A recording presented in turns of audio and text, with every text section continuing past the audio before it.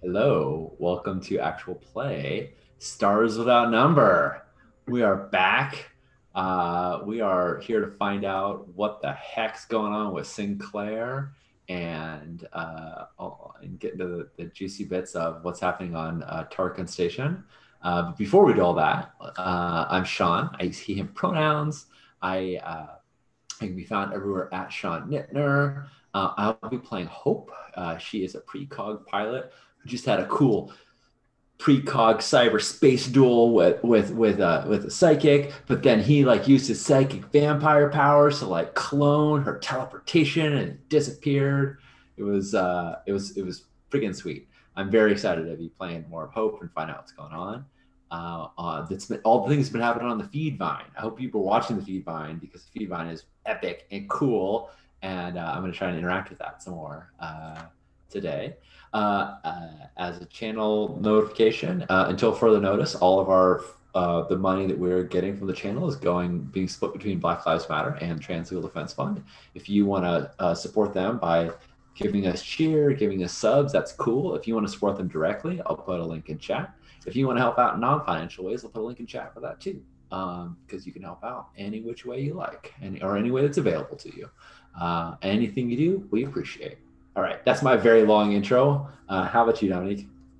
Hi, I'm Dominique. I use they, them pronouns, and I'm playing Atlas, a 600-year-old AI who, well, he was asleep for 600 years. He's older than 600.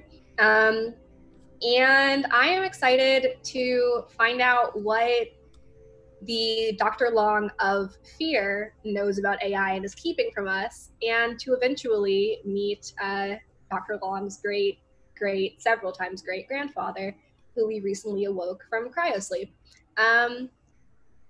Also, I can be found everywhere at Dom S. Dickey, and by everywhere, I mean Twitter. I'm only on Twitter these days. Tomes, how about you?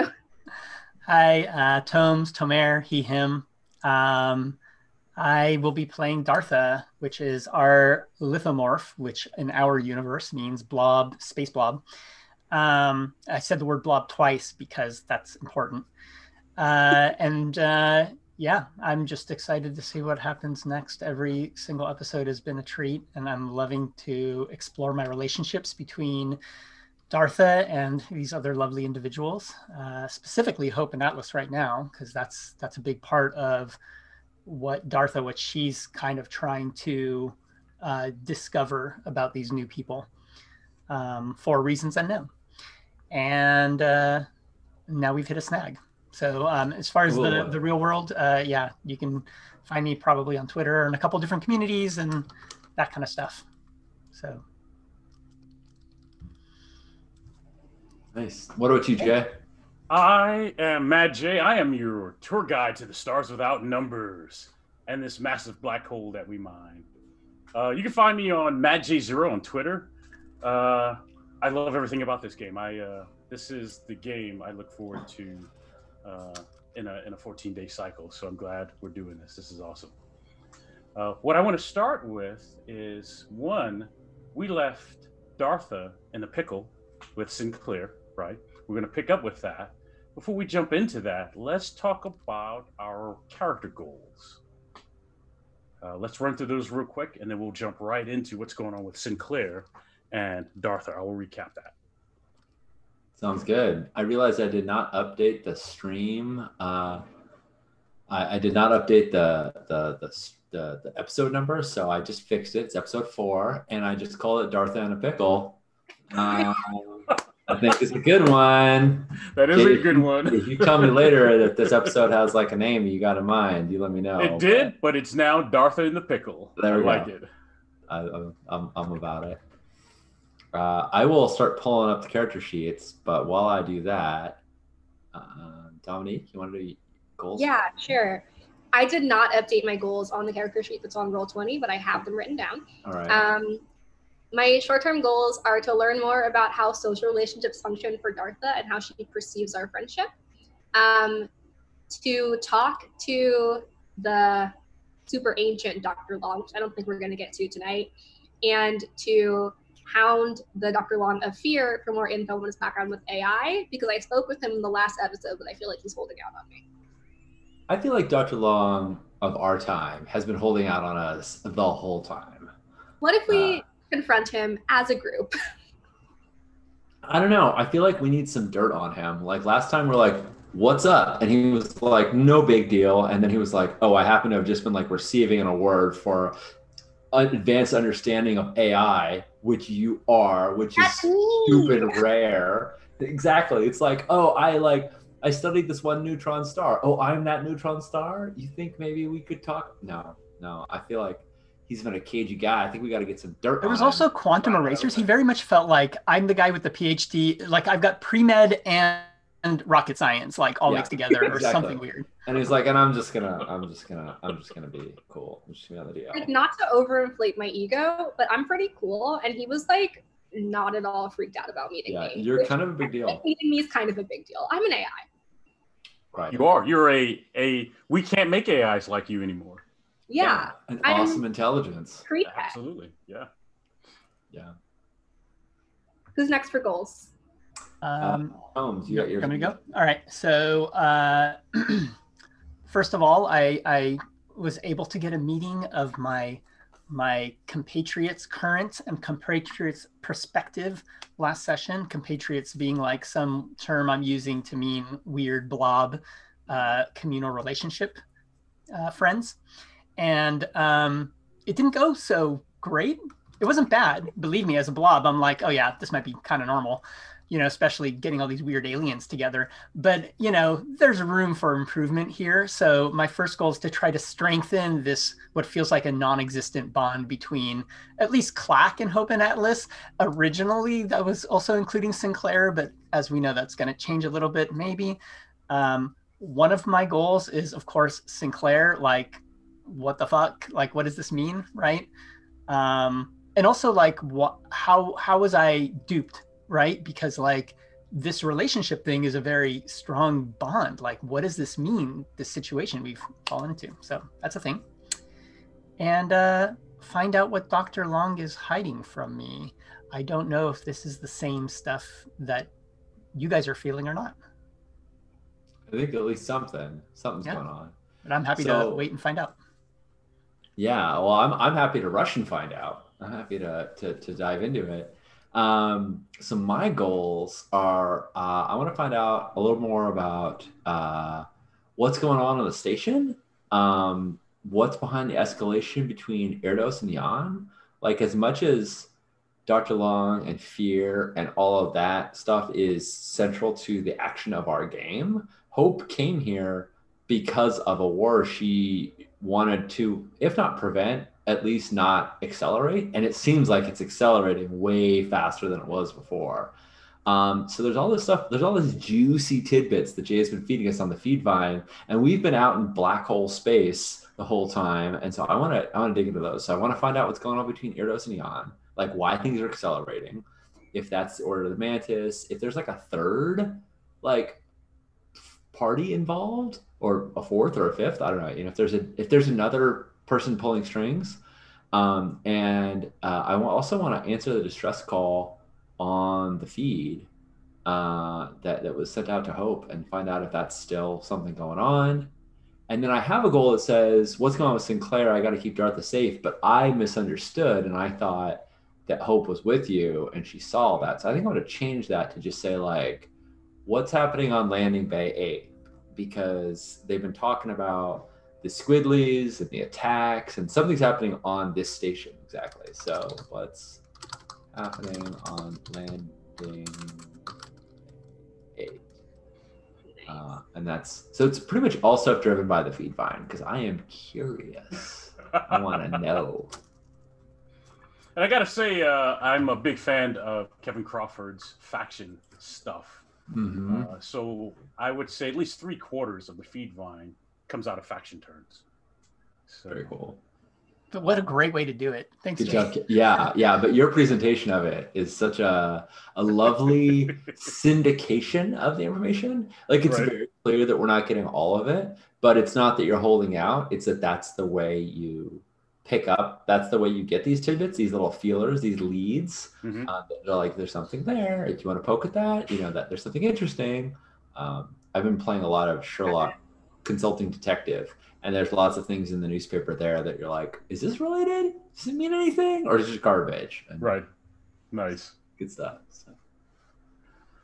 All right. So we left Dartha in her room with Sinclair.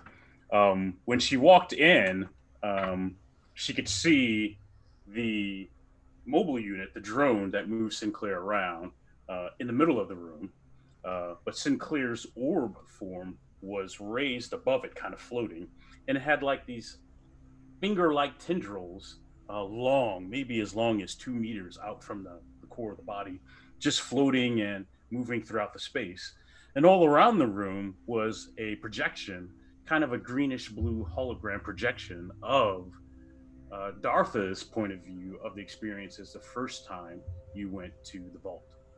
So that scene, that moment where you guys are trying to get through one door into that tank room, right, and away from the folks that are chasing you, that's what Dartha sees when she comes into her room.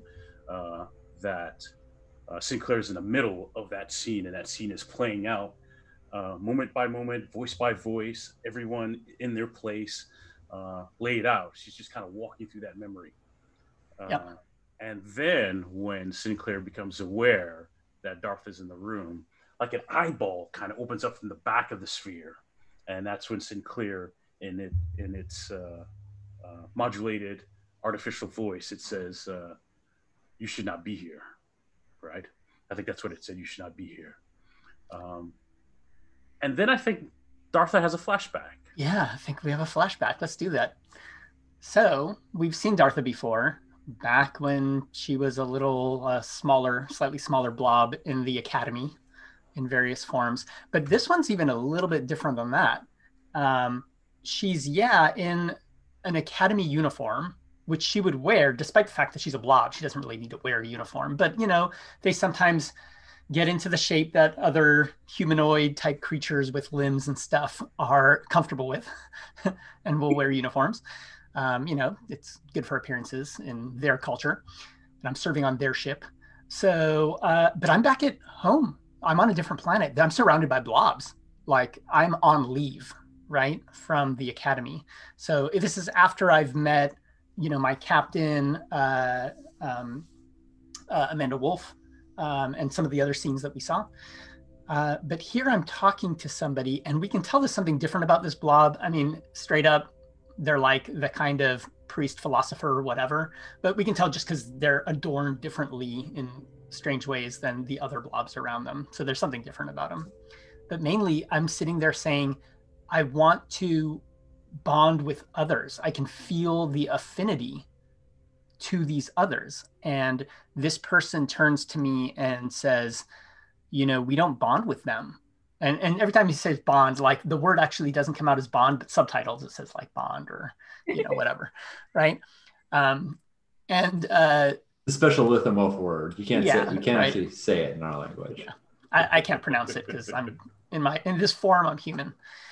And he says they say this lithomorph is like, they are not built to be part of what we have. They will invariably disappoint you. Or worse, they will take advantage of it. And you can tell I'm listening, but I'm also I've made my mind, right? And then we come into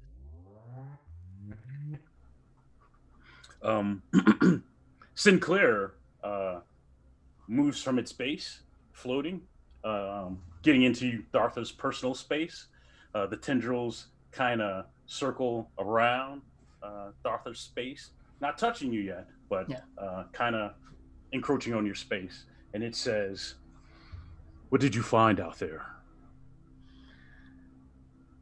I don't immediately answer, but I say, Sinclair, we are friends, are we not? Yes. Because I have to say, my first instinct is I feel a little bit threatened right now. You're fine. What did you find? Your add-on question does nothing to allay my fears. We've been together a long time. I need us to take a moment here. And I stop for a moment and I'm like, but wait, are you under imminent threat of harm right now? All And right. like, I'm looking around, Right. like, Right. you know? Right. So there's like a glittery kind of dust thing, right? That comes off of its tendrils, right? And then as much as it can, it softens its voice, but it's not really soft, right? And then Sinclair says, "We are friends. Everything is fine. Share with me your memories. What did you find? And I need you to make a mental save." Okay. Two things. Mm-hmm. First, scene-wise, I'm definitely like, as I'm looking around for the threat, because I'm taking it seriously. Like, maybe Sinclair doesn't have time to be, chummy and friendly, and there's something threatening Sinclair. I mean, they may still totally be my friend. Right. But I'm looking around, and the first thing we see is the glitters, right? Yes, and we don't know where it's coming from at first. Right. And like, we can see, like, I'm kind of like almost reaching out for it. And then we see it's coming off of Sinclair, right? And then we hear that thing. The second thing is we did have a discussion prior to game. Do we want to talk about that right now? Yes. Okay. So, and Jay, do you want to? Sure. So in the spectrum of gaming, certainly for me, there's some safety tools, and we don't see enough of them live on stream. But at cons, I will usually lead with the X card. And when we get to a situation like this one, Sinclair has some abilities that are going to block or take away some player agency from tomes. And so before the stream, we talked about that. We talked through that. Because I haven't played with this combination of excellent folks before. So we had to get on the same page about how do we play that out? What is good for everyone? And that's the same thing I do at conventions, because we usually play with strangers or folks we don't know. My normal weekly table, we might have a shorthand version of that conversation, but today we were explicit, very explicit, nothing shorthand about what we're going to do here, because if Tomes does not make this save, Sinclair has mechanical abilities that will take away some player agency, in the vein that a lot of OSR games have. So there's like Charm Person, right? And if you use it on a player, right, there's some things that you are not allowed to behave or do as that player while you're under that spell. And that's taking away some agency stuff. And that can be serious. So it's worth talking about. Yeah, go ahead. I was just gonna say I think a lot of like PBTA games will handle those with softer tools, like you'll get XP if you do what they want. You'll have to act under fire if you try to resist what they desire. You put these kind of like softer barriers. And OSR games are just like, nope, you're now possessed, and you have to, no, I don't think that's what's happening. What's on the plate? I don't think it's like you lose complete control. But yeah, OSR games tend to be very flippant with the notion of autonomy, and so yeah, I think it's really, really good to bring it up, because it's important. It's our one avatar of the game. It's our character. And we decided, like I said, that I don't personally have an issue with this particular scene or kind of direction. We made sure that everybody else is kind of cool with it, and I think we're going to proceed. So unless anybody else has got something to say, I'm happy to roll some dice. What do you want me to do? This is a mental save? This is a mental save, yes. Okay. I'm going to click on a button. And then I will tell you some things, since you are a Metasonic. Wow. 17. So much for worrying about that. No doubt. If we failed, we could see what happened. I know, we're all getting excited. So I think... so this is a success, right? This is a success. This is a success. I would love for this success, if you're open to it, not to be just that, I inadvertently don't come under Sinclair's control. It's more that, I see what Sinclair's doing. Right. And I'm hearing what Sinclair wants. Right. If they reveal it, and I will not be under the control. Right. So I think it plays out exactly like that. I think Sinclair is unaware that he has no control over you, that this isn't working, right? Awesome. But more important, I think because you're also metapsionic, you also know that this ability, this thing that's happening, is not about psionics.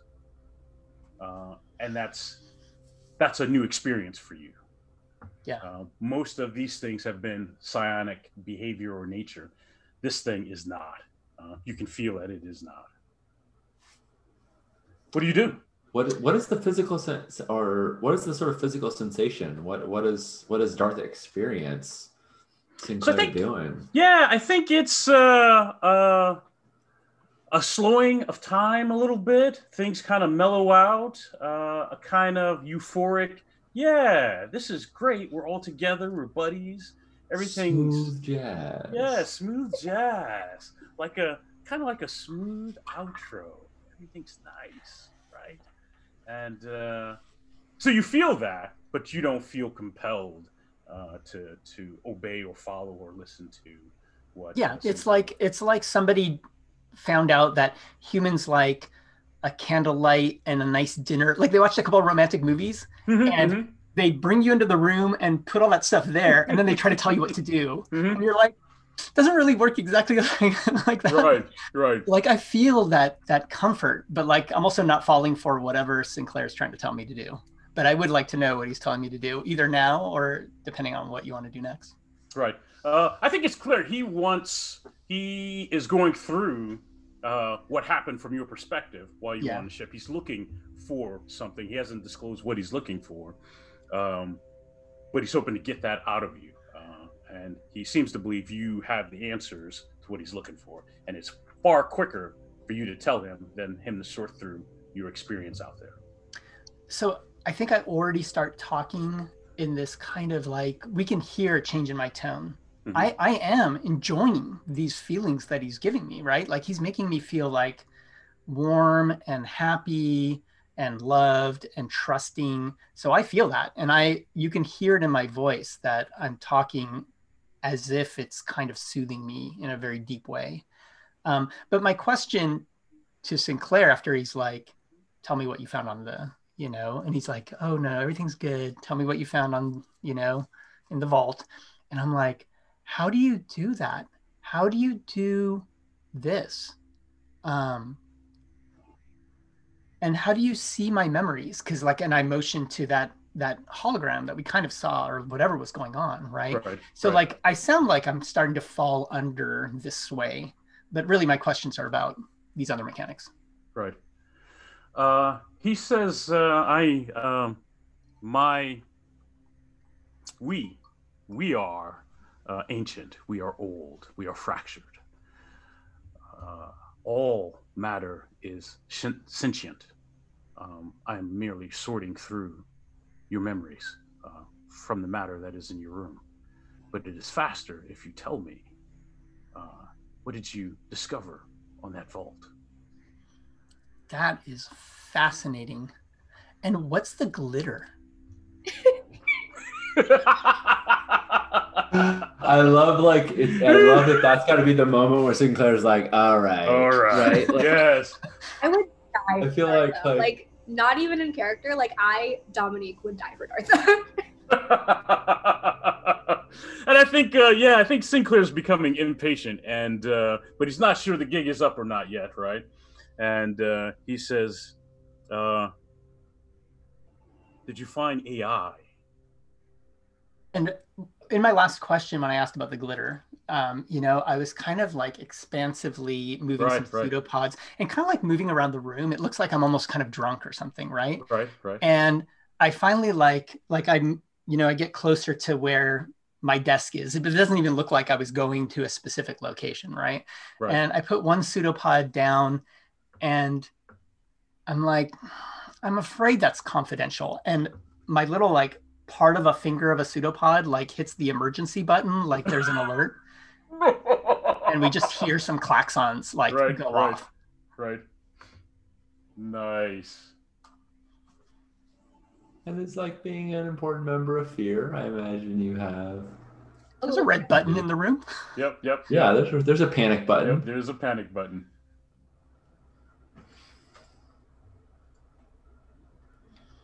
How tall is Dartha? I would say anywhere between well, at the extremes between 3 and 5 feet.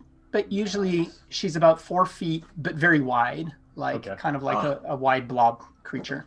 Gotcha. All right. And very heavy, like super heavy. And if you look again stats wise, I'm like very strong. Right. Relatively speaking, I think our species is very strong. I'm not personally super strong, but like we're heavy and strong. It's a lot of like muscly. It feels like muscle tissue. I mean, we don't have muscles because we blob. Just a dense blob. Dense blob. Protoplasm. I always the vision I always have is the first things you fight in this ancient Nintendo game, Dragon Warrior, and it's like blue blob, red blob, and they're like roop roop, and they're kind of, and that is what I think of. I think of Dartha, but then just like pseudopods sort of coming out of it. Right, coming out of it. That's nice. I think what happens is, Sinclair retracts all the tendrils, right? And we'll leave the room, right? Back out of the room, back out into the hall. We're leaving its base behind, right? When it decides to take off and leave, the base kind of has a series of bars that light up from the bottom. Maybe they're 3 sections, green, just strips, and they go doo doo doo, right? And then the top just starts blinking, and we all at home watching TV, we know what that means, right? What do you do? Man. When Sinclair leaves, is it like, pew, I'm out, or is it like, okay, cool, you got me, I'm leaving? When the klaxons go off and the alert happens. So I think Sinclair's been putting on the dog for everybody for a long time, right? I think the idea is that he needs this drone thing to move around, and he does not, right? And so once it retracts its tendrils, it's this sphere that just shoots out of the room. And it shoots like he leaves the room and he's shooting it back into my room, right? No, I think he just left the drone behind. He left the drone behind. Just in my room. Right.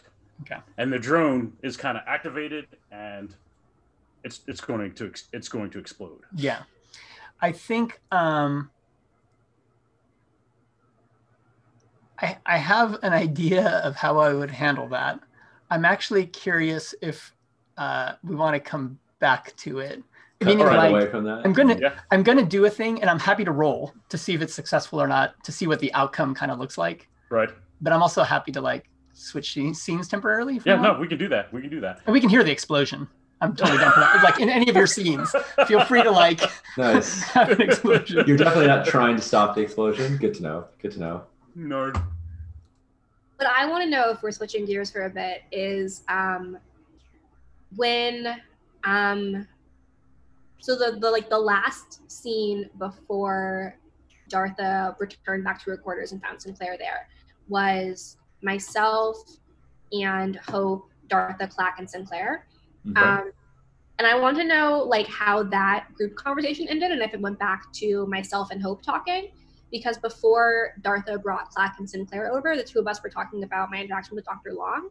Mm-hmm. And I want to know, did we establish, like, and I guess we can just retcon this, did we establish any sort of like plan to approach him again, because he's obviously lying? Yeah, no, let's just play that out. I think that's a great but I think we cut back to that night, we hung out, and then we all split up, and I think it was Atlas and Hope, like they're on their like 4th drink. They've been talking for a while, or at least Hope is. I don't know if Atlas drinks or not. But I don't know what alcohol would do to Alice. Like, I feel like Alice doesn't drink because Alice is just a tank. Like, it wouldn't do anything. Yeah. But yeah, I think that they've been, it's late and they're still talking. I know Hope is very distracted. I think she's looking at the feed vine and she's scanning through it and she's like tapping it and she's like trying to do like ID lookups and she like on some of the people to figure out more about them, like look at their profile and stuff like that. And she looks up, she's like, I'm sorry, Atlas, and she sets it down like she's trying to pay attention, but this thing keeps distracting her. Yeah, no, I agree. I totally think Long is holding out on us. I just don't know why. Like, he sent us to do this work, and it seems like it behooves him for us to know what we're doing. And it seems like he keeps just giving us little morsels of data, just enough to do the next step, but not enough to know really what's happening. I don't know enough about like how he works. I feel like I know that you haven't been here for very long, but you've been here a bit longer than I have, and I don't know him well enough to be able to see how outside of the norm this is. But I just get the impression that he's hiding something big, and I don't know how to go about getting that information out of him while preserving him as a positive contact, because I mean, I don't know how to get him to talk without suggesting violence. I don't think we should beat up the old man. I don't feel like that's the answer. No, absolutely not. I'm just running out of ideas because, you know, I went into his office, I cornered him, I got him to have a conversation with me, and he really didn't reveal all that much. So I'm not sure, what do you do after you try to talk to someone and they hold out on you like that? Yeah. I sat him down one-on-one and he continued to lie to me. So I don't know what my next step is. Well, sorry that I'm not going to hit this head on, but like as a bit of context, Hope like flips back over the data pad that she was looking at, and she like swipes it up and she sends it over to you, and you see the feed vine bit, and it shows things about Irdos, a terrorist attack on Irdos, and then she kind of reaches across the table and like scrolls to a little bit about Leviathans being, you know, like somebody having like a ship, like having some Leviathans. And then she kind of like scrolls to a thing that says help me. This is Hope ? And a couple, she's like scrolling through a couple feeds. She's like,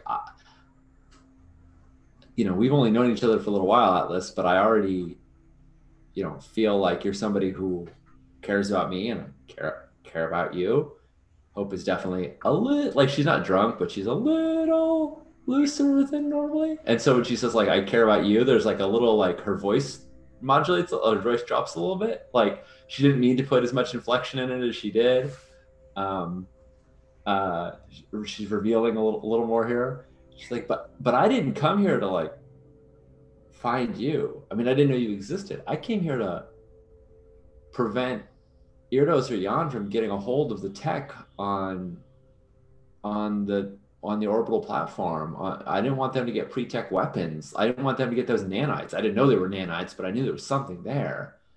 And I thought, as long as they didn't have access to those, you know, their aggression would just kind of keep being little skirmishes, little things, but they're like gunning at each other. So, not to say that I don't care about Dr. Long, but like, I want some answers too. And I think, you know, I came to him saying, I want to stop this fight. And he's like, yes, I want to help you. And the way we're going to do that is we're going to get to the stuff first. But I don't think he cares about that either. He doesn't seem to be reacting to these aggressions. So I guess all I'm saying is we have different reasons for not trusting Dr. Long and for wanting more information on him, but I think we both do. And therefore, I think you and I should perhaps perform some subterfuge, some You want to break into his office? Let's do it. Let's break into his office. I think we should break into his office. I mean, I just learned that I can kind of just teleport, and I've seen his office before, and I think I can just go there. Yeah, I'll be your lookout. Let's break into his office. And I think we should just see what we can find, because we both care about this. I mean, he's been lying to both of us for in different ways, but probably for the same reason. I think that whatever he's keeping from the both of us is probably connected in some way. So I think that if we can figure out one of these mysteries, then we'll be able to solve something much larger, whether it's why he's been lying to you or why he's lying to me. But he's been terribly dishonest, and it seems like he knows a lot that could affect both of our lives personally and the war more broadly. Yeah. Let's just be alert to the stakes, though. All right? Because they're high. For me, I've got like a 3 million cred bounty on my head that Long has said he's going to take care of. If I piss him off, I'm a wanted defector. I go from a person in debt to, you know, a dangerous threat.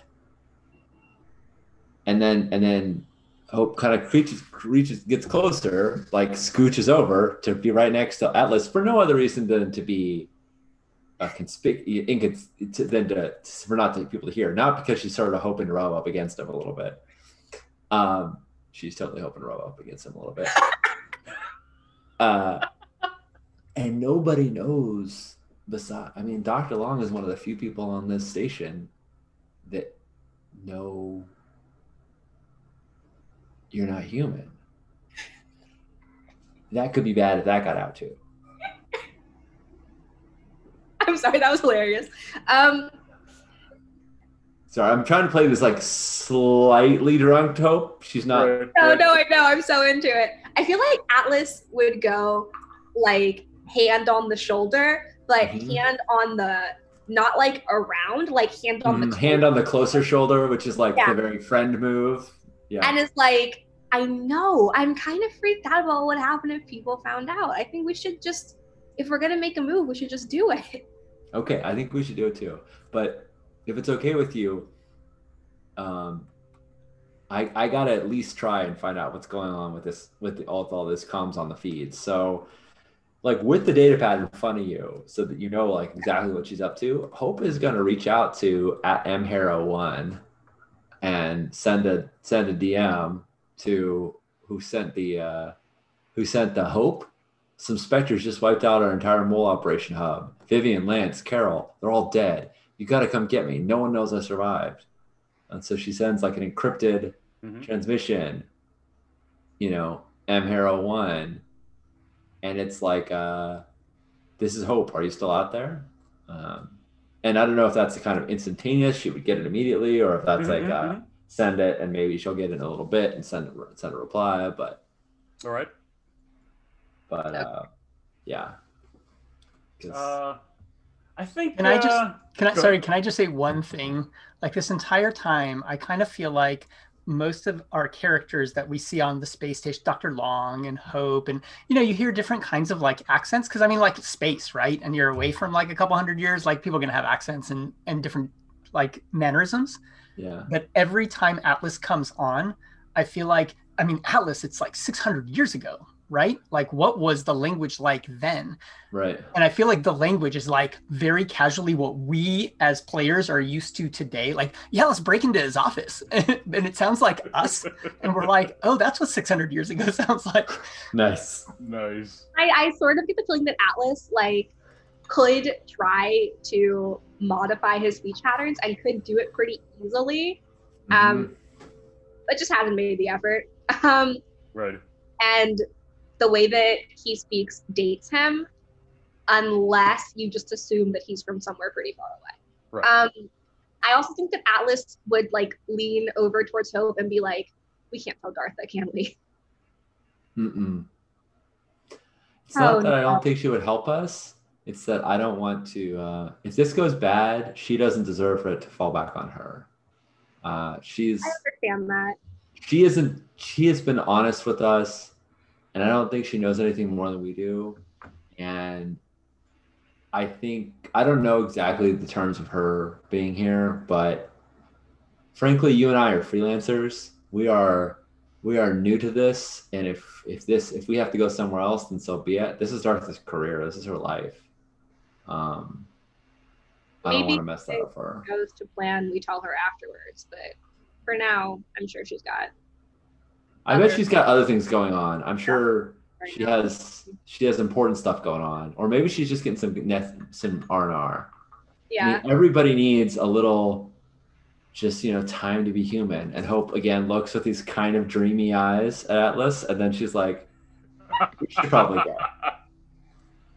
Alice is like mission oriented. What are you doing? We have a job. Well, she isn't saying anything, so I think I feel like the camera picks up on a lot of it, but I'm not sure how much Atlas. Like, I've been watching a lot of Legend of Korra, and all of these people are like always looking at each other super dreamy, while the other one's like, "Yeah, you're right. We should totally go invade the power plant. Yeah, absolutely," and like just don't pick up on it. So unless you want it, I can imagine a lot of Hope's very subtle gestures and looks of longing are just kind of like when Atlas happens to turn away, like not. I feel like Alice, like, I mean, I imagine that like beauty standards have changed because it's been 600 years, but like Atlas like knows he's hot, picked this body because it was hot, and but is also very like a little bit socially inept. So a lot of it is like, even though he has brought this treatment upon himself, it's going over his head. Nice. Perfect. That's awesome. So yeah, I think we're gonna, Jay, unless I get an immediate response, I think we're gonna head out, and I'll check the pad later. All right. You're heading out to Dr. Long's office. Yep. Yeah. Okay. And if I'm correct, Tomes, Dartha has a plan, but it has nothing to do with activating the bomb. The bomb is going to go off. Yeah. I do not have that skill set. Okay, cool. Because my thought was, what I'd like to do then is cut to Atlas and Hope in front of Dr. Long's office. The bomb goes off. They have a decision to make, and then we'll cut back to Dartha to find out what actually happened. Nice. Okay. I like that. Awesome. Right. And so, yeah, that's how that plays out. You guys get in front of Dr. Long's office. He's out, gone, whatever. Let me do this first. On your way there, Timothy catches up with you. He's been drinking with some friends, right? Mm-hmm. And there's some small talk, right? He's not super drunk, but, he knew when to quit. So he's on his way to his quarters, and he kind of slaps you both on the sides. I'll catch you tomorrow at work, whatever, right? Yeah. He's leaving, right? I think you guys are hitting some work corridors, right? And somewhere in there, you pass Raven. She's coming from the bays, and she's in her combat gear, right? Well, she's in combat gear. It's not the stuff she wears when she goes out with you guys. This stuff is like a dark, deep purple. From the helmet to the chest armor, the plates, the equipment, the auxiliary stuff, the belts, it's all kind of matching. Even her rifle, which is bigger, different than the one she normally carries, it matches the whole combat uniform. And there's kind of like a stylized owl, right, on the breastplate and on the shoulder plate. And she walks by with her helmet kind of tucked under her arm, and she goes, "I'll see y'all tomorrow," right? And she's walking past. I'm like, I think I hope is like a fashion show. Like, Alice is just happy to have been acknowledged because I know that Raven doesn't like me, and I also don't think I know enough about the operations of the station to know like what the different. Like, I don't think I've seen her in uniform enough to clock that it's a wildly different uniform. yeah, Hope definitely does, and is trying to Like, put the pieces together. Multiple jobs that I don't need to know about. I feel like maybe she's like working the night shift somewhere else. Moonlighting. This is her side hustle. Yeah, that's exactly what Hope thinks. Is that it's a side hustle, and she like as we're walking, she pulls back up her little clear data pad, and she like swipes it across, and we see like the profile for Owl at Dawn, and she's like, and then slips back again. It's another person we've seen. Nice. Who knows? And then we see you both in front of Dr. Long's office. And then you hear Actually, you don't. I think. Before it goes off, I imagine there's a little bit of conversation of us trying to psych each other up. Right. Like I'm like, okay, how is you this? We should do this. We definitely should do this. We've got comms, and you're gonna tell me if anybody's coming, and I'll just beep burp. I'll just bamf in and out, and got this. And we've got and Hope is clearly very nervous. She's like, I don't want to fuck this up. I don't want to get in trouble. So good. You're so good at teleporting. No, I'm really not. I actually just kind of learned it's a thing I could do, but I think I'm totally I really want to. It's gonna work. I mean, so far it's only really happened under moments of duress. Do you want me to stress you out before? No, I don't. I'm already pretty stressed out. This is also pretty scary. And I was hoping go around the corner and jump scare you if it would help. Jay, if it's okay with you, I think that would be the perfect time for the alarms or whatever the reaction is. I was just sort of. Right, so I think if we're the audience at home, we know Dartha hit the alarm, right? But I think it's a silent alarm. Only certain folks get that alarm, right? So I don't think it's a station level alarm, right? So we don't hear that. But we certainly hear the explosion, and we feel the station kind of, depending on where you are, rock a little bit, right? I think the closer you are to it, the more you feel. So I think you folks at least feel a tremor kind of roll through where you are. Yeah.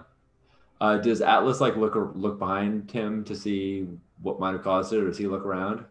I feel like because you were gotta be stressed to do it. As soon as stuff starts shaking, I'm like, go, and then start looking to see what's happening. Yeah, I think you look back when you look back, Hope's gone. Okay, cool.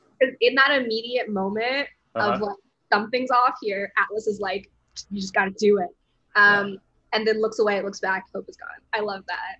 Nice. All right. What do you do, Dartha?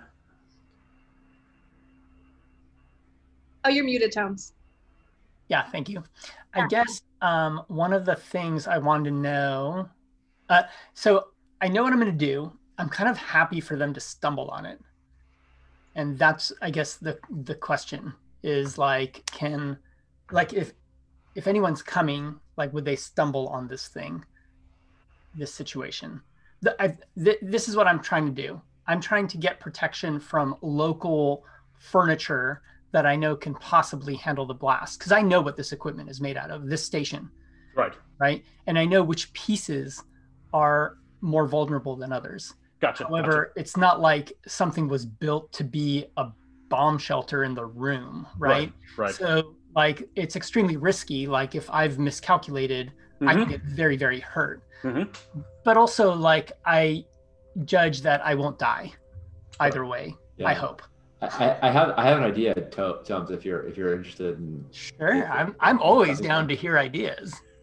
Well, so we know that Irdos and Jan are black hole mining, and they pull very heavy metals. They pull all kinds of weird things, and I think you've described yourself as being very heavy, being very dense, and so traditional human furniture might not be made very well.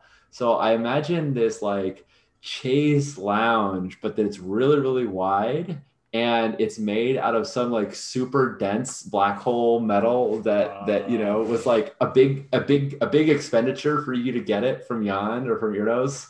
But it was this thing where you can blob out and watch the vids and it's just it's super, super sturdy because it needs to be able to hold your weight. It's one of the few things you can get on top of, but it's also big enough to kind of get underneath to get behind. In a normal kind of bed situation that it would handle a human, for example, within a week, it's all sagged down. It can't handle that weight. No, I'm 100% down for that. Nice. I like that. So yeah, I think I lift this thing or otherwise get behind it to protect myself from the blast. And I think I'm totally happy if this is a roll to see how successful, is there harm, how much harm, that kind of thing. It is, and it's in an evasion save is what you're going to make. Let's do that. That savey save thing. Had good luck with save so far. Let's see. Until now. Not this one, my friends. Not this one. So that is a 3 versus a 13. Nice. All right. I will let you roll the damage.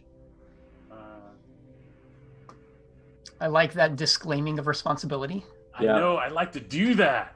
So I can say, it wasn't me, you rolled the dice. Well, I mean, you did it, right? It is 3d6. That's a lot of damage. Oh, God. It is. And you will take all of it, yes. Yeah. This is awesome. So I rolled 3d6. Mm-hmm. I got a 15. It's an exceptionally good roll there, Tomes. Thank you. Yeah. And that is a lot of hurt. Dartha Dartha's a fairly sturdy individual, though.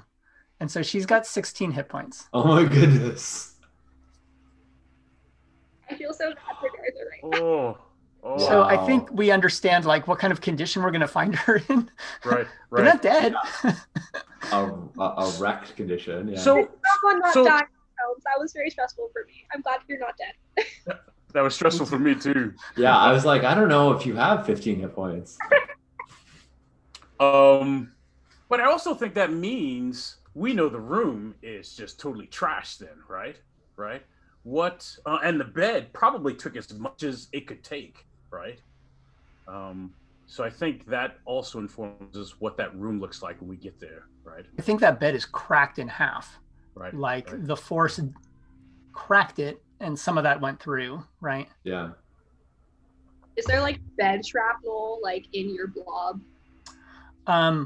I 100% think so. Yes, I think, and I don't know if it's the bed, like maybe it's other stuff from the room. It doesn't matter. There's shrapnel in my blob body. I mean, the good news is like you're a blob, so like individual impalements and lacerations are probably less serious than they are. Yeah, it's less serious than like humans. Like imagine if somebody could cut off your arm and you feel all that pain, but you could also put it back and like slowly heal it over a while.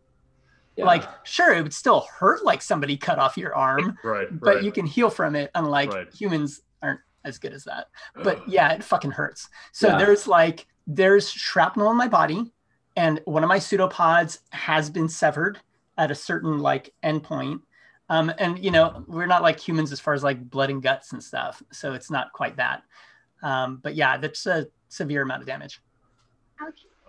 I think a lot of it gets out of the room too. So I think whatever the door is, right, it's ruptured and it spills out into the hall some amount, right? I think Sinclair was just like piloting a bomb around all that time. I mean, I imagine among other things, right? You know, I was going to say among other things. It was probably had a self-destruct unit or something like that in it, but you know. Well, it's like it's like registered, right? It's like a registered nuclear accelerator because it needs to float them around. I mean, sure, it could be a bomb, but like, that's right. It's not registered for that. Right. Nice. Okay. So yeah, that feels like it would rock the station. Right. So I think it rocks the station, right? I think depending on where you are, you feel some of that. After that happens, I think there are different levels of alerts that are happening. The closer you are, the more that they're moving you away from that zone. Where other areas, they're like, hey, there's some stuff happening, but you don't have to evacuate. So I think there are different levels of alarms like that throughout the station. Tomes, on the Roll20 map on Tarkon Station, I just sort of arbitrarily like started putting some locations there. The station manager, where the docking bays are. How close do you think Dartha's quarters are to Long's office? Do you think we're nearby? You're muted, Tomes. You're still muted. You're definitely muted. Oh boy. So close by. That center part of the station? Yeah. Not far. Got it. Excellent. Okay. So yeah, that's exactly what I said verbatim. I just repeated that. It's what it looked like you were saying. Close by. That center part of the station. Nearby. So I think we definitely feel it. You know, I can imagine lights flickering on it, very Star Trek style, like, there you were rocked. Some things short circuit and power on, power off. Hope is terrified. But I mean, she kind of, as soon as she felt as soon as, you know, Atlas said go, she bamped into Long's office, and she's you know, she's gonna keep looking around and see if she can find out, go to his desk, rifle through it, flip open his data pad, see what he's been up to. Nice. You touch his desk, and the office AI, which isn't like an Atlas AI, right? It's more of a assistant AI. Is it actually an AI or is it a VI? Is it like a VI? Yes, there we go. Yes. It asks for the access codes. It acknowledges you as Dr. Long, but then it's asking for your password, essentially. Oh, right. I'm really good at this. I can definitely fake this. I'm like, Dr. Long is the best.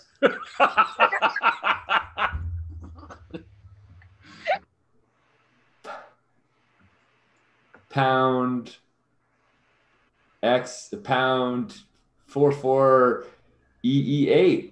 Hold on, I try to like spell like nerd in like hexadecimal or something like that, you know, like. No, but for real, it's like I think Hope is kind of scampering, and then I think maybe I can make like a no roll to see like if I've ever been around while he has accessed it. Like I've met Dr. Long enough times that maybe I've been in that. Like there's definitely some wrong answers she gives, but maybe she has the right answer. Right. I think the question is how many wrong answers does it let you give? Yeah. Yes. Yes. I'm pretty sure if I fail the roll, the answer is not as many as I took. You know. I'm sure I would have got it on the next try. Does no feel like a no? Actually, it is program. Right. I am be programmed. Super not good at that. Because that's what we're trying to do here. We're trying to hack, bypass, spoof, guess. Yeah, that's super. I'm super not good at that. But you know who I think is good at that is Atlas. So I'm going to. This is all within 30 meters. I'm just gonna like pop back out and be like, Atlas, password. What do you think? And then like whatever Atlas says. Really going to have like a startle response to you just like popping right next to me. Right. Do you ask me what it is, or do I go in? No, I mean, unless I can open the door. I think at least for this, I'm sort of doing this for comedy. Is that I'm bouncing back and forth. I'm like, okay. Atlas, password. Tell me what you think, and then I bounce in and I try it, and then you roll it if I know what it is. Yeah. Is that cool with you, Jay? Yes. Yeah. No. That's fine. That works. Yeah. And I think I'm going to try and help you, even though I'm sure to fail, because it makes absolute sense that I'm going to be complicit in your failure, or I'm going to be probably the recipient of the failure. So that means you roll first, right? I'm gonna roll first. I will probably fail, but it doesn't hurt you if I fail. Right. Program with intelligence, the modifier? Yes. Yeah. Okay. All right. So Hope. Program, not strength. Intelligence. What is the difficulty? So the difficulty for the program roll is 10. 10. Okay, I do not. I got an 8. I did not help you. I hit it. Yes, Atlas does it. I know the password. So yeah, I feel like it's got to be that like there's 3 tries and on the 3rd try. Right. That's so exciting. Nice. And is it like you know the password, or you've guessed the password, or is it like you've guessed how to circumvent the VI because you know that they're stupid? You know, like an override code. Like I know that VI are inferior and incompetent, and I'm able to give you like a very simple access key that would just get the VI to shut up. Nice. I'm like execute override codes. Backdoor entry, protocol, omega alpha, blah, blah, blah. Or at least that's what Atlas said. Hold on, I got to get the last part of it. Bam, bam. Okay, there we go. Done. I feel like that should also, if this is cool with you, Jay, be like the thing that not only unlocks this, but also like physically unlocks it, and you see like it works because the door opens. Right. No, I think in the office the door opens. I think the lights come on. Nice. I think different screens in Dr. Long's office comes on. Right. I think his chair even kind of moves to the right height, the right tilt, that kind of thing, as if it's all a smart office and it's accommodating Dr. Long's preferences. Nice. And if I think Atlas, you're outside and his door, you can hear the mechanism kind of unlock. Standing by the door, waiting, chilling, vibing. Yeah. I think it just kind of it's open, right. And when you go, I think when you come in, Hope is like sitting on Dr. Long's chair, like she's trying to play it cool. She's like, "Oh yeah, we make a good team, Atlas." Nice. Okay. What is Sorry. Like, let's just start digging. Yeah. Like, what's the?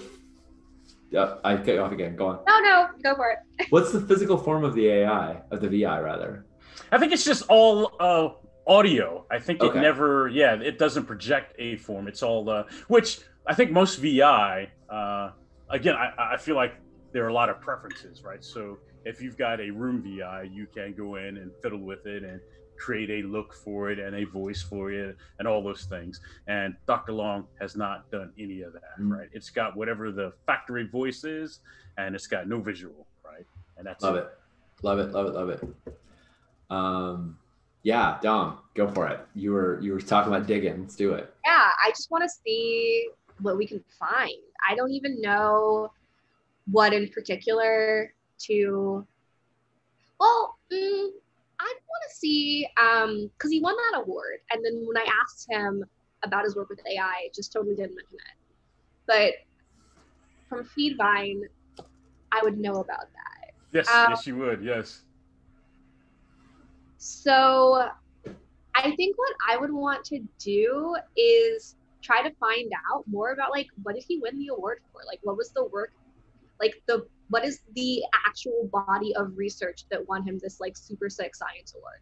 Right. Let me pull up. It seems like a very innocuous thing to lie about. It seems like something so small that there's no point in lying, but he lied. So I want to know what is it worth lying about? What is it? Are you talking to the VI to get the information, or are you like digging around through files on screens? I feel like I would like plug in a comp pad. Mm-hmm. I would probably still have the one on me that I got from the pre-tech vault, and I would plug it in, and I would sort of do like a Command F for a certain file type, and then just like download the files that I thought matched what I was looking for, and then sort through them later. Gotcha. Yeah, so I think you see his papers, his research, his I think the raw data notes before, I imagine, I'm not a scientist, but I imagine there's a lot of research, draft material, there's a lot of stuff that you start down and you toss, right? Before you get the finished paper that you submit and everyone reads and, oh, this is beautiful. I think there's a bunch of other stuff before you get to that final thing. I think you find all that other stuff. And a lot of that is his notes and thoughts, his evidence stuff, research stuff, the hard data for VI, but that material is far beyond VI stuff, right? He's into trying to recreate, or it looks like, lay down the baseline of how true AI were made, right? What all goes into that. He's trying to reverse engineer what we understand now and figure out what we've lost, because a lot of folks can't rebuild. You can't be rebuilt today. Right. So he's trying to reverse engineer the process of like how true AI were created. Right. To be able to replicate that process. Right. There's a lot of that in there, right? But there's certainly a lot of work in AI breaks, right? So he's advanced the technology for putting breaks on AI and increasing those breaks, right? And so there's a lot of, I want to say, like AI defense type work in there that is solid stuff. And that body of AI breaking work and VI enhancements is what he got the award for. But I think, I think at this point you figured out that that's prestige and money and influence for him. So he threw them a bone, and they love it. It's a great bone, but that's not really what he's doing, right? Okay. His body of work is way bigger, way deeper than that. So he may have done that to keep fear on the radar, to keep influence happening, to keep connections happening, playing the part, keeping up appearances. That's what that was for. But the body of work that he actually has on file that you've downloaded is far deeper than that. Does that make sense? Yeah, and I have one more thing that I want to look for while I have the files open, but we can pivot to what Hope is doing. No, go ahead. You got the files open? Yeah, I want to look at of his sort of research notes that he's opened the most recently, so that I can get a feel for what he's currently actively working on. Woo! All right, so let's cut the Hope. Yeah. Because that's going to be good. That is, yeah. Folks at home, this is a solid GM move right here. Right. Yeah. Learn from the best. Yeah. So Hope, what you're doing is all compad direct related. Cope has no interface tool, so she's just talking to the VI. She's like, VI, what's your name? Is it Drusilla? Is it Frank? What's your name? Like, what do I forget? I'm Dr. Long, and I forget what I call you. Does it does it have a designation? Yeah, I think it gives you like a string of serial numbers because Dr. Long didn't even. I couldn't. Exactly. Okay. Right. All right. Cool. I'm gonna call you Ed. All right, Ed.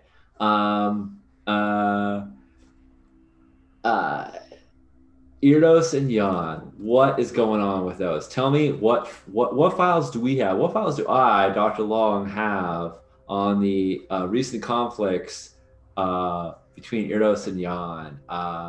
What do we know about the peacekeepers? How about the Order of the Mantis? What about and she's a little frantic, like I don't know, maybe this VI can like spit out information super fast, but she's sort of asking questions like a mile a minute to try and find out just like what's been going on. And even if Dr. Long has anything to do with it, because if he has nothing on it, then that tells her for sure that he just didn't care, that what didn't matter to him. So, but anyway, yeah, she just slings a slew of questions, which is essentially my invitation to you, Jay, to like to expound upon any of the faction turn stuff that you've hinted at in the feed vine. Please. No, I will do this. I'm going to monologue. It'll be short. Right, but it'll be compressed, and then I'm going to cut to Dartha. So I will take no questions after I monologue because you both asked some awesome questions, and I'm going to leave you something to think about. Great. I love it. I will zip it.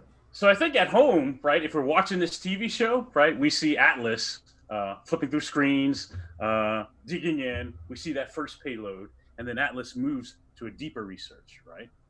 At the same time, we see Hope asking those questions frantically. Trying to figure out how to phrase a thing to figure out what Dr. Long knows, right? In the room, maybe, I don't think we definitively know what triggers what, right? But what we see is Dr. Long's office is kind of open plan, right? I want to say in the middle, the floor kind of slides open and this table, maybe 2.5 meters, comes up, right? It's I don't know, it's kind of big. You could probably put 2 bodies in it, right?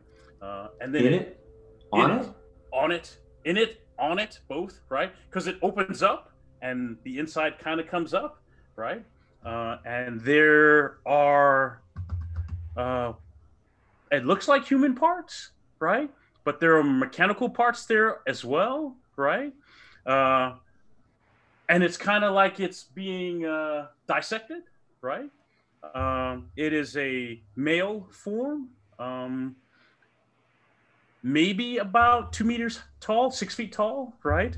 To Hope, it looks human, but to Atlas, right, it's made of the same stuff Atlas is made of, right? That's what comes up. Huh? That's trippy. Right?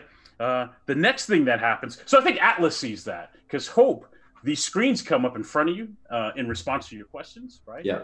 What you see are 2 teams in the same dark purple kind of armor that Raven had on. One is hitting an Irdos airfield, right? The second one is hitting what looks like an Erdos kind of lab. In one screen, they're fighting off. Actually, you see them kind of obliterate Erdos forces, right? And another one, you see Erdos troops fighting Yan troops, fighting these purple combatants, right? Right? And you see that last one play out, I don't know, less than a day ago, right? It's kind of a three-way battle. You see those purple folks murderize the Eros troops, and the Yan folks kind of get away, right? It looks like they were both trying to put a grab on the Yan troops, but they ended up getting away in this side. So it's a three-way fight. No one's on the same side. It's just brutal. It's nasty, and the purple folks walk away from it, right? They have that same purple armor on. In fact, I think, before I leave you here, I think you see as they fall back to whatever, you can't see their ship, but you know it's there. It's kind of off screen. You can kind of see some of the owl, stylized owl insignia on like some of the shoulder pads as they walk off the screen, like walking away like that. You see the owl right there. We kind of freeze the screen, right? We cut to Dartha, right? I think. So good. So good, Dre. I want so much more. So good. A table with human parts in it, not on it, in it. Crazy. Why is he saying the table fits two bodies in it? Oh. Yeah, because there are body parts in it. Yes. On it. Oh god. Fantastic. I think we cut to Dartha, right? In Dartha's exploded room, we see Raven. She hasn't changed out of her purple suit, her purple combat suit. And there are some other technicians there also, and they're kind of digging stuff out. And she specifically is looking to see if Dartha's in here or not, right? And then I think she finds you, right? And they get some medical aid to you. Some folks are trying to do some forensics, what happened here, play things back and that kind of stuff. But Raven is trying to get you out, get you some help. Yeah, I think she finds me under that tore up like couch. You know, she's the one who probably like pulls it over, and I'm there kind of behind it, under it, whatever. And I think there's a part of her maybe when she first sees me is like, you know, are you okay? Are you, you know, what are you doing? Shouldn't you know, like is kind of like trying to figure out.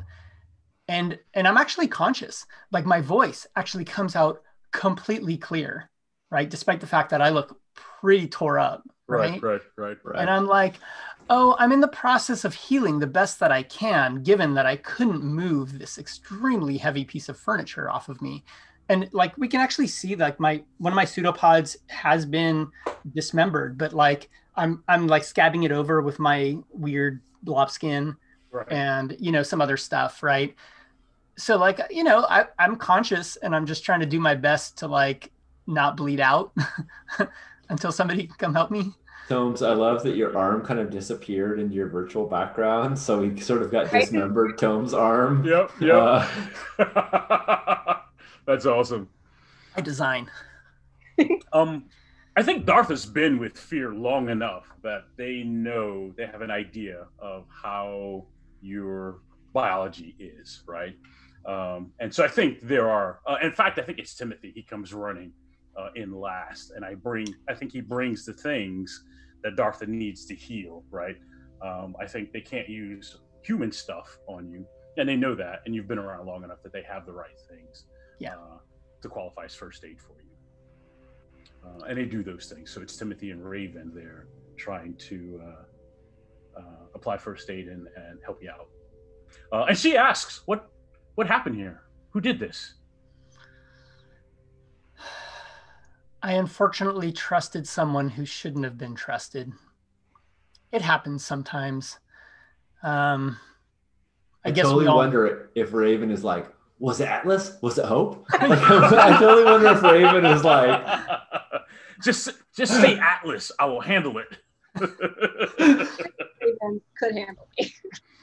And I think I think when she says that, I'm like, those two are completely trustworthy. Oh, no, she doesn't say that. She doesn't say that. Oh, that would be awesome. Yeah, that's just me. That's just me fanficking Raven right now. Sorry. It's awesome. Writing fanfic of the campaign as it is happening. Yes.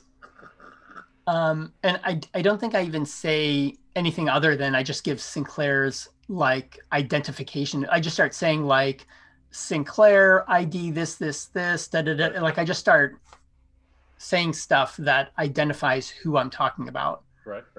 Because like I don't want to waste time. I'm not, Right. and I know she's ready. She's ready to get that information and like move on with it, right? Yeah.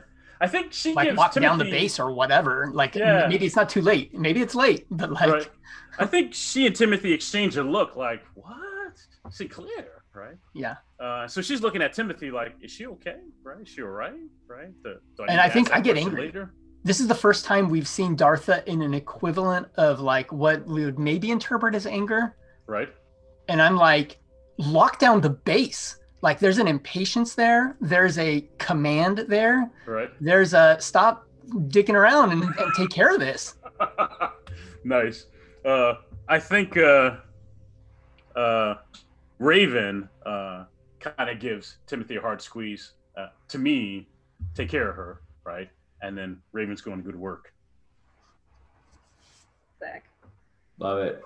So, Jay, Tomes, I have this thought about your physiology, and please feel free to accept or reject any part of this. But when I herniated the disc in my back, the doctor, the spinal surgeon who I was talking to, was like, it's like you have this like thick membrane jelly pad in between each disc, and it ruptured, and the stuff in the side just came out. And sorry, I hope this is not TMI for anybody. But I was just like, can we just stick more juice back in it? And they're like, no, sorry, that's not the way. Close it up. Can we just, because it heals on its own eventually, but like you can't refill your discs. But I can just totally imagine there being like healing for lithomorphs is like, cool, we'll just pump you full of more like fluid, whatever. I love that idea. And I 100% think Timothy brought out this thing that looks like kind of a syringe and puts like what looks like an air, pressurized air canister in it. And like they put it in that pseudopod that had been ripped, and we see it kind of like inflate. Yes. Like you're definitely like putting some kind of goop in there back in there, that's supposed to help heal it or something. Or like when they give, that reminds me of when they give like IV fluids to dogs, and then it like makes like a little pocket of, you know what I'm talking about? Like, yeah, I do. There's not any room for it. Yeah, you kind of. Right. Yeah. Lovely. So good. Nice. So if it's okay, I will cut back to Dr. Long's office. And what's Atlas and Hope doing with all this new stuff that's popping out? I feel like they're back to back. Like Hope is looking at the screens, Atlas is looking at the table. Right. And Hope is like, Atlas, you got to see this. And I don't know if Atlas is like, Hope, you got to see this. Like, Hope, pivot. Can we just pivot? Why is this a buddy cop comedy now? There's two whimsical characters, one slightly inebriated, the other one very curious, get into hijinks, right? I love the idea. I don't know if they just sort of both pivot to be like, whoa, and Hope's first thought is like, Alice, is that your brother?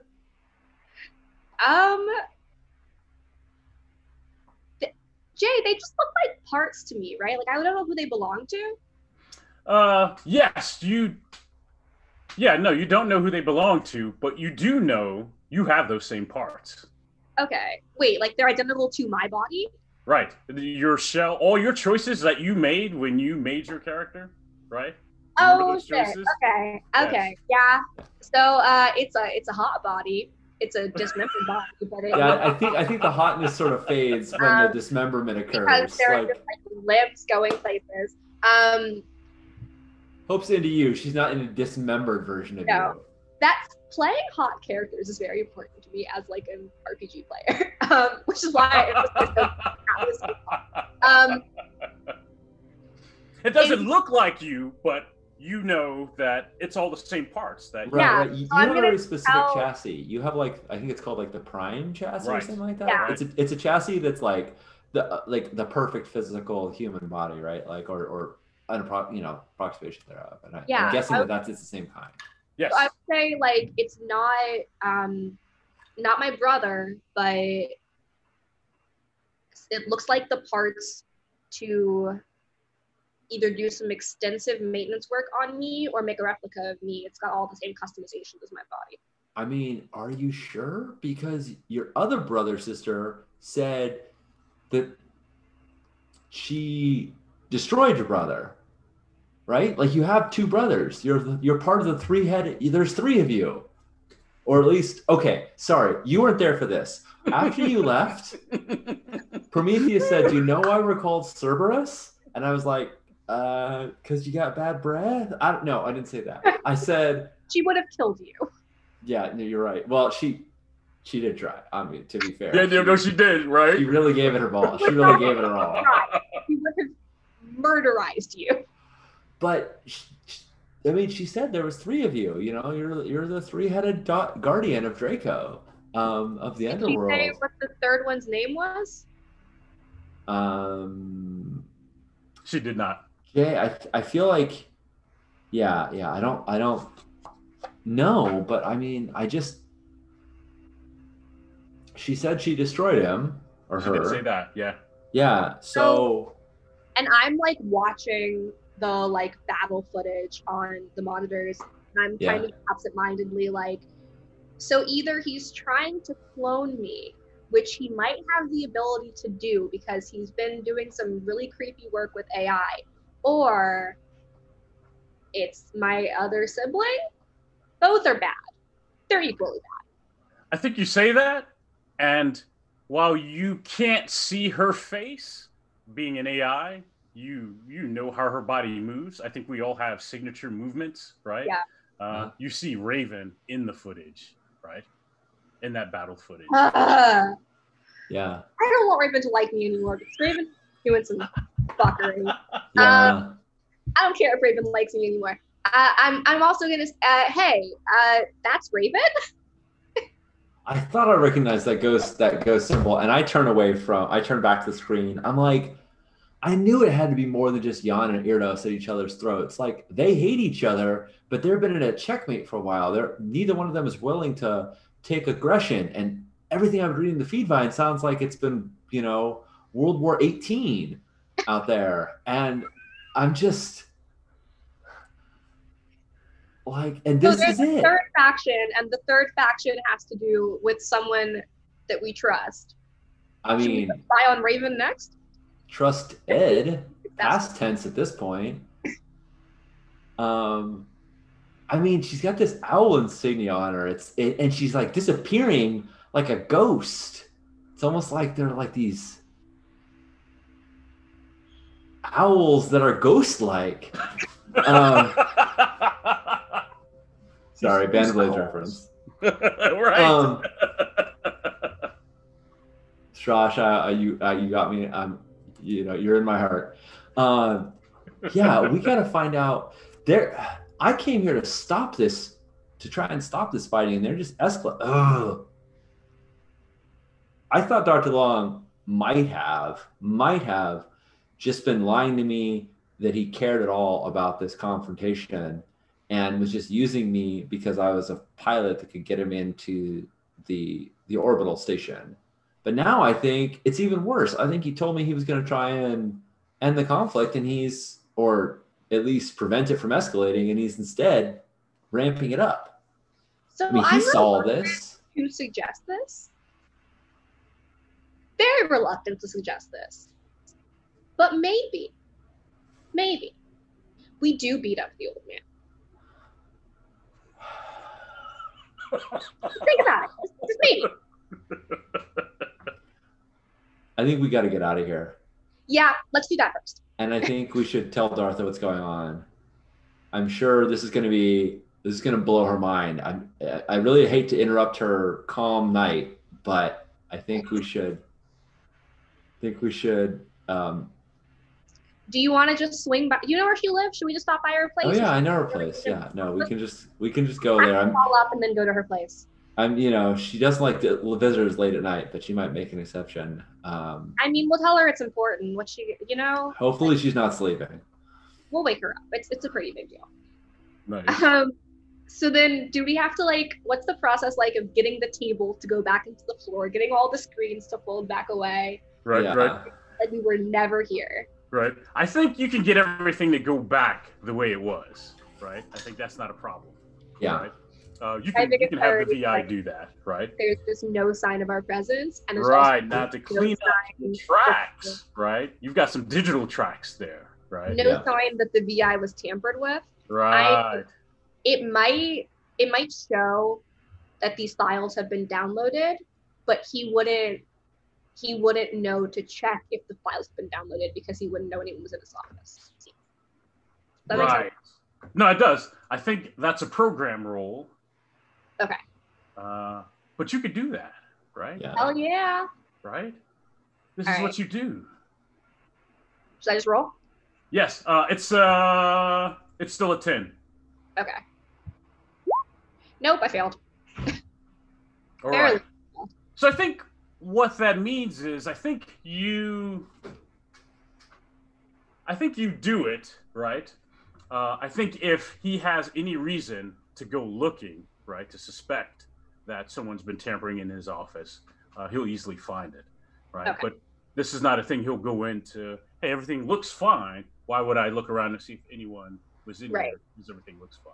Okay, that's an outcome I'm cool with, but he just has no reason to suspect. I think it's that thing where we look at the room and we're like, cool, everything's cleaned up, and you're like, yeah, I purged last data logs, and as we're leaving, and the VI is like, Ed, there's some little telltale. I like that. I think that's the tell, right? I think that the VI is now Ed, and who called you Ed, right? Where'd you get Ed from, right? So I think that's the tell, right? Nice. Is that okay, Dom? Yeah, cool with it, yeah. Cool. Ed with lots of D's. E-D-D-D-D-D. Yes. Let's just go to Dartha's little apartment place and just wake her up. Yeah. Nice. What I think is we will take a break. I think when we come back, perfect. We will open up in Dartha's medical bay, right? Yeah. I think everyone's around Dartha in the med lab, where she's kind of laid out on a special recliner bed or medical cart, whatever we call those things, made for her because a normal one wouldn't hold her, right? And right. I think it's Timothy, and I think it's Atlas and Hope, right? And I will 100% spend about 30 seconds describing what this bed looks like. Nice. Nice. All right, friends, we're going to go grab some water, stretch out, and we'll be back for part 2 of Stars That Number. See you in a sec.